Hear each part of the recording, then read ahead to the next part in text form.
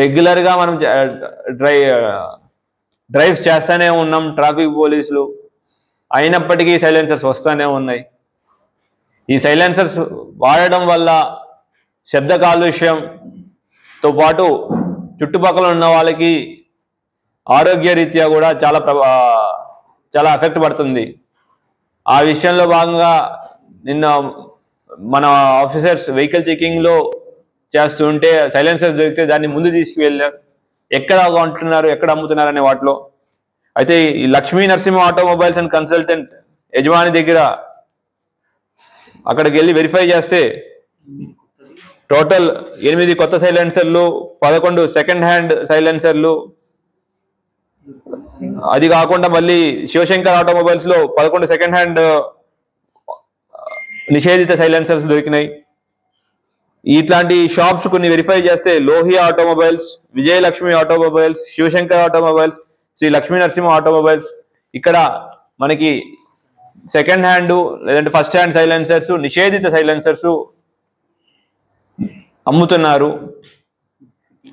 ఎటువంటి అమ్మడం, సెట్ చేయడం అన్ని చేస్తున్నారు. ఎంవి యాక్ట్ ప్రకారం వెహికల్లో ఎటువంటి చేంజెస్ చేయాలనుకున్నా తప్పకుండా ఆర్టీఏ వాళ్ళ పర్మిషన్ తీసుకోవాలి. కానీ వీళ్ళు ఇటువంటి సైలెన్సర్స్ పెట్టుకొని ముఖ్యంగా ర్యాలీలు కానీ పండగలు కానీ ఆ టైంలో సైలెన్సర్ పెట్టుకుని జనాల్ని ఇబ్బంది పెడుతున్నారు.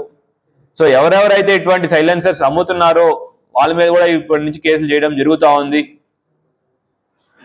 అండ్ సైలెన్సర్స్ని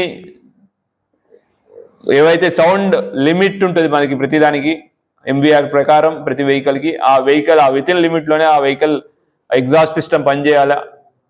అట్లా కాకుండా ఇల్లీగల్గా ఏమైనా చేంజెస్ చేస్తే ఎవరైతే కంపెనీ ఏవైతే ఉన్నాయో, ఏవైతే అమ్ముతున్నాయో, ఎవరైతే ఫిట్ చేస్తున్నారో వాళ్ళ మీద కూడా కేసులు పెట్టడం జరుగుతుంది. సో మన మీడియా మిత్రుల ద్వారా అందరికీ ఒక విజ్ఞప్తి, ఎవరైనా ఇటువంటి చేస్తున్నా, ఎవరైనా వెహికల్ మోడిఫికేషన్ చేయాలన్నా పర్మిషన్ తీసుకుని పద్ధతి ప్రకారంగా చేయాల్సిన కోరుకుంటున్నాం. Thank you.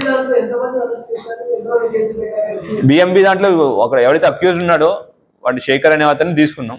ఇతర మన ఇన్వెస్టిగేషన్లో పైన ఎవరున్నారు, ఇందాక ముందే చెప్పినట్టు జస్ట్ ఒకరిని పట్టుకోవడం కాదు, మన ఫైనాన్షియల్ ట్రైల్స్ ఇందాక అడిగినట్టు మనీ ఎట్లా వెళ్తుంది, ఎక్కడి దాకా వెళ్తుంది, ఆ మనీ ద్వారా ఏం యాక్టివిటీస్ చేస్తున్నారు అనేది మనకు కనుక్కొని మన అక్యూజ్ని పట్టుకోవడం, క్రైమ్ అయిన మనీని రికవర్ చేయడం, టూ డిఫరెంట్ థింగ్స్. ఈ రెండింటి కోసం మనం ప్రయాసం చేస్తున్నాం.